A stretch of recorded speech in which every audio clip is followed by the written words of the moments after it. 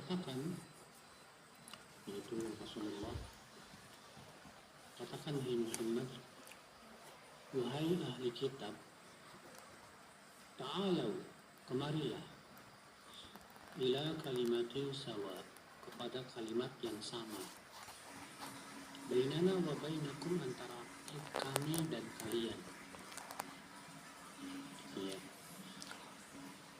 Apa itu kalimat yang sama antara kita dengan mereka? Allah na'budu illallah, itu agar kita tidak beribadah kecuali hanya kepada Allah saja. Ya, karena semua Nabi dan Rasul dakwanya sama. Ya, Nabi Musa, Nabi Isa, dan seluruh Nabi dan Rasul dakwanya adalah agar manusia mentauhidkan Allah saja. Ya, bagaimana walaqad ba'atsna fi kulli ummatin rasula an i'budullah wa ijtanibut taghut. Sungguh kami telah mengutus pada setiap umat itu rasul, di mana rasul itu berkata an i'budullah, hendaklah kalian beribadah kepada Allah saja, wajtanibut taghut, dan jauhi taghut. Demikian pula ayat-ayat yang lainnya.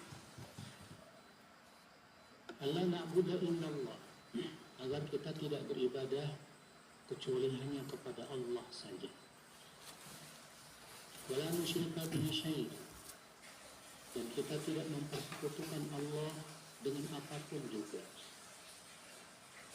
Wala yattakhidha ba'duna ba'dan arbaban min dunillah, dan tidak, sebagian kami tidak mengambil sebagian yang lainnya sebagai tandingan selain Allah. Itu ya, orang-orang Yahudi dan Nasrani itu menjadikan para rahib-rahib mereka sebagai tandingan selain Allah. Menjauh situ ya? Lamma ittakhadhu ahbarahum wa ruhbanahum arbaban min dunillah. Mereka mengambil rahib-rahib mereka dan ahbar, ulama-ulama mereka, arbaban min dunillah, sebagai tandingan-tandingan selain Allah. Bagaimana caranya? Itu menaati ya para rahib dalam menghalalkan apa yang Allah haramkan, atau mengharamkan apa yang Allah halalkan. Sebagaimana dalam hadis Adi bin Hatim ya, ketika Allah turunkan ayat tadi, ittakhadhu ahbarahum wa ruhbanahum arbaban min dunillah, apa kata Adi kepada Rasulullah SAW? Kata Adi, ya Rasulullah, lasna na'buduhum, kami dulu tidak beribadah kepada mereka. Apa kata Rasulullah SAW? Iya, bukankah mereka mengharamkan apa yang Allah halalkan? Waktu itu kalian pun ikut menghalalkannya. Yuharrimuna ma ahallallah wa tuharrimuna, dan mereka mengharamkan apa yang Allah halalkan, kalian pun ikut mengharamkan. Apa kata Adi? Betul. Kata Rasulullah, fatilka ibadatuhum, itulah ibadah mereka kepada para rahib. Ya.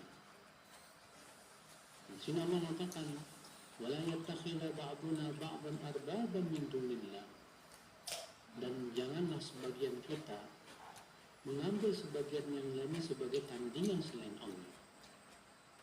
Fa in tawallaw faqulu syahadu bi anna muslimun, dan jika mereka berpaling, maka katakanlah isyhadu, saksikan, bi anna muslimun, bahwasanya kami adalah muslim.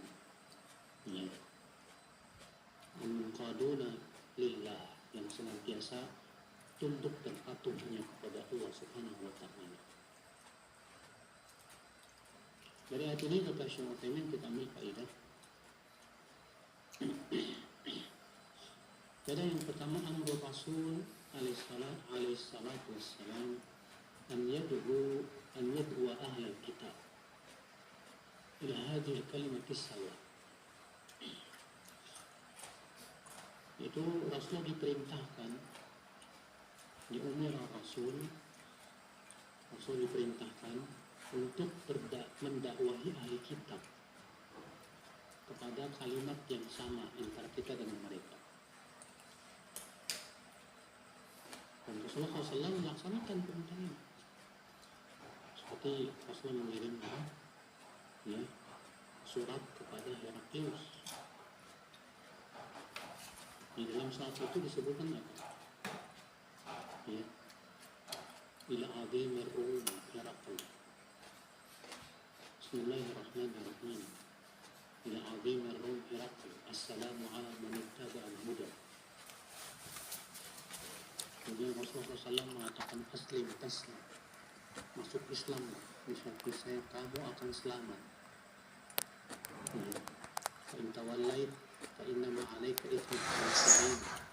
Jika kamu tidak mau masuk Islam, kamu akan menanggung dosa laki-laki itu. Kalau Rasul membawakan ayat ini, ya ahlal kitab, ta'alu ila kalimatin sawa'in bainana wa bainakum sampai akhir.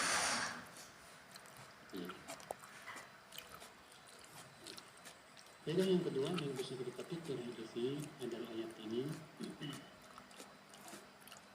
at-tanazzul ma'al khasmi li'ilzamihi bil haqq, yaitu menegakkan kebenaran dengan menyebutkan persamaan kita dengan lawan kita. Karena di sini Allah mengatakan kepada kalimat yang sama antara kita dengan kalian. Apa itu?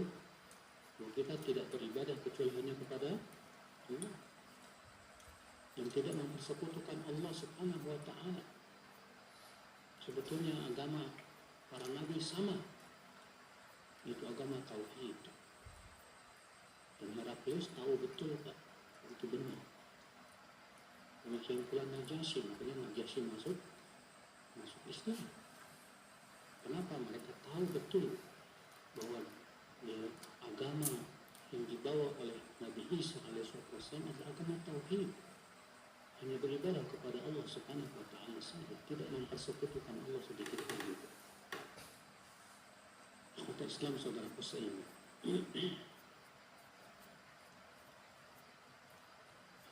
ayat yang ketiga, wujub isti'mal al-'adl fil munadharah hatta ma'al adu.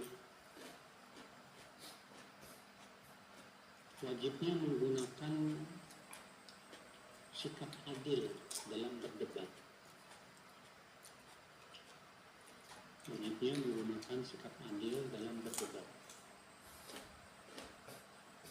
walaupun terhadap musuh. Karena Rasul umira bi an yu'mina hada. Karena Rasulullah SAW diperintahkan untuk mengumumkan ini. Idza kana hadza wajiban fi munadharatil muslimina ma'al kuffar, bahwa fi munadharatil muslimina ba'dihim ma'a ba'din awjad wa awqad. Kalau berdebat dengan orang kafir saja, kita harus adil, tidak boleh zalim. Bagaimana dengan berdebat antara sesama kaum muslim? Lihat anakul, oleh karena itu kita katakan beliau, minal khata' al-'azim anna ba'd an-nas idza ra'a ra'yan qala amma siwahu khata' faqad qara'ahu ghayruhu wa qad yakunu khata' bi'tibar i'tiqadihi la munkir 'alayh.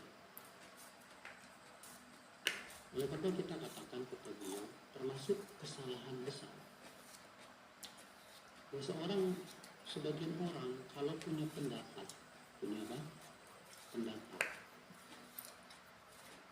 lalu kemudian menganggap bahwa pendapat orang itu salah. Yang namanya pendapat itu adalah hasil pemikiran sendiri. Beda kalau sudah jelas Quran, Sunnah, dan Ijma. Siapapun yang bertabrakan dengan Al-Quran, Sunnah, dan Ijma pasti salah. Itu kadang ada perkara-perkara yang tidak ada nas dalam masalah itu. Dan ada perkara-perkara yang memang tidak ada ijma dalam masalah itu. masih diperbolehkan padanya ijtihad. Kemudian menganggap lawan kita ini sesat atau memastikan bahwa dia salah, padahal itu masalah ijtihadiyah. Yang namanya masalah ijtihadiyah itu Pak, ya bisa jadi yang kita rojihkan lebih lemah daripada yang dirojihkan oleh saudara kita, bisa jadi. Karena kan masalah ijtihadiyah itu tidak ada nas yang sharih dalam masalah itu. Maka kata beliau termasuk kesalahan besar kalau seseorang punya pendapat qala amma siwahu khata, maka kemudian dia menganggap salah pendapat orang lain. Maka naudzubillah kalau di negeri kita bahkan sampai kepada tingkat membuli gitu, menjelek-jelekan, menjatuhkan, padahal itu masalah pendapat. Dan pernah saya sampaikan di sini bagaimana para sahabat tidak pernah memaksakan pendapatnya kepada sahabat yang lain. Iya. Syuraik pernah ditanya oleh berkata kepada Umar, sesungguhnya Ali memutuskan dalam permasalahan ini begini dan begitu. Kata Umar, kalaulah aku sebagai qadhi, aku akan putuskan berbeda dengan itu. Kata Syuraik, kenapa engkau tidak putuskan saja? Engkau kan Amirul Mukminin. Kata Umar, kalau ada nasnya, aku akan putuskan. Tapi masalahnya ini cuma pendapat. Wa ra'yu mushtarak. Ya. Sedangkan pendapat itu bersekutu, kata beliau. Lihat pendapat beliau sebagai Amirul Mukminin tidak mau memaksakan pendapatnya kepada siapa? Kepada Ali bin Abi Thalib. Hanya sebatas pendapat. Iya. Ini saudaraku, ini merupakan manhaj para sahabat. Sebagaimana sering kali kita ingatkan masalah ini, masalah ijtihadiyah, tidak boleh kita saling memaksakan pendapat, apalagi memastikan bahwa ya lawan kita itu pasti salah. Ya. Kata beliau, wa khata'a ghairahu, lalu dia menyalahkan selain dia. Wa qad yakunu khata' bi'tibari i'tiqadihi la munkir alaih. Li'annahu min al-ma'lum idza ikhtara dhiddahu fa huwa indahu khata' wa la yunkir alaih. Kalau ternyata memang dia salah menurut dirinya, orang yang punya pendapat menganggap menurut saya pendapat ini benar, ya kan? Itu menurut sisi pendapat dia, di mana dia memilih bahwa itulah pendapat yang benar, tentunya dengan argumen-argumen. Lawan kita pun cuma punya pendapat yang punya argumentasi. Masalahnya tadi Pak, masalahnya tidak ada nas, tidak ada apa? Nas yang sharih dan tegas. Maka pada waktu itu kita nggak bisa pastikan sebetulnya Pak. Ya, bisa jadi lawan kita yang benar, bisa jadi kita yang salah. Di kota Islam, kita hanya sebatas memilih sekali lagi pendapat yang kita pandang itu kuat. Tentunya berdasarkan argumentasi akal Islam. Iya. Saudaraku seiman, rahimani wa rahimakumullah jami'an. Makanya lihat para sahabat. Di zaman Rasulullah pernah nggak terjadi para sahabat berbeda pendapat? Tapi apakah Rasulullah SAW atau para sahabat menyalahkan satu sama lainnya? Tidak. Kecuali kalau sudah jelas-jelas bertabrakan dengan dalil. Coba contoh ketika Rasulullah SAW berkata kepada para sahabat, ya, jangan sholat kecuali di Bani Quraidah. Jangan sholat asar kecuali di Bani Quraidah. Pergilah para sahabat, ternyata di tengah jalan masuk waktu asar. Akhirnya mereka terjadi perselisihan dalam memahami hadis ini. Yang satu mengatakan, Rasulullah mengatakan harus sholat di Bani Quraidah. Yang satu mengatakan bukan itu maksud Rasul. Maksudnya Rasul usahakan sholat sampai di Bani Quraidah itu pas asar. Adapun kalau di tengah jalan kita kena asar, ya udah kita bisa sholat di sini. Niat Pak. terjadi perbedaan para sahabat dalam memahami hadis Rasul Shallallahu Alaihi Wasallam. Dan itu sampai kepada Rasulullah perselisihan tersebut, tapi Rasulullah diam. Rasulullah SAW apa? Diam. Iya. Memang kita yakini, wajib kita yakini Pak, bahwa kebenaran di sisi Allah hanya satu. Betul. Tapi kan ada yang udah jelas, tegas, ada yang sifatnya apa? Samar. Iya. Sehingga Rasulullah SAW tidak menyalahkan ya para sahabat yang berselisih tadi. Dan para sahabat pun juga tidak memaksakan pendapatnya. Kamu harus ikut saya, kalau enggak kamu sesat. Subhanallah, itu menunjukkan akan kefakihan para sahabat Rasulullah Sallallahu Alaihi Wasallam. Kata Islam, saudaraku seiman. Iya. Demikian pula lihat Abdullah bin Mas'ud ketika mengingkari Utsman bin Affan yang sholat secara sempurna ketika haji.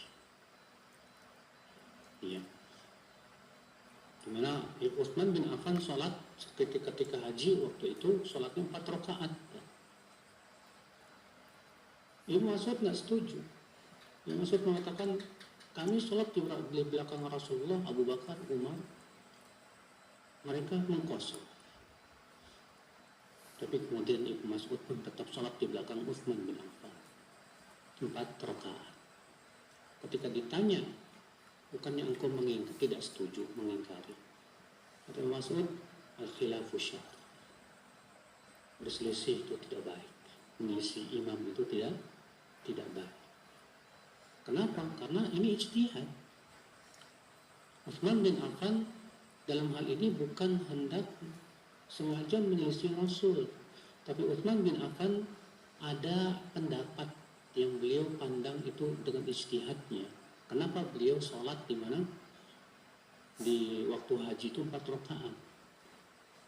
Kata Ibnu Hajar, para ulama berbeda pendapat tentang alasan utama Utsman ya melaksanakan sholat 4 rakaat. Dan yang paling kuat alasannya adalah Utsman berpendapat bahwa di waktu haji itu banyak orang-orang yang bodoh. Yang khawatirnya Utsman kalau cuma sholat 2 rakaat, orang bodoh ini memahami zuhur cuma 2 rakaat, asar cuma apa? 2 rakaat. Maka Utsman ingin mengajarkan orang-orang bodoh ini bahwa sholat zuhur itu 4 rakaat, sholat asar itu 4 rakaat. Dan ini ijtihadiyah. Ya, karena Utsman bin Affan bukan ingin mengisi sunnah, tidak. Karena Utsman khawatir ya dipahami dengan pemahaman yang salah oleh orang-orang awam. Makanya ini ijtihadiyah. Oleh karena itu Ibnu Mas'ud tetap ikut sholat bersama Utsman di belakangnya 4 rakaat.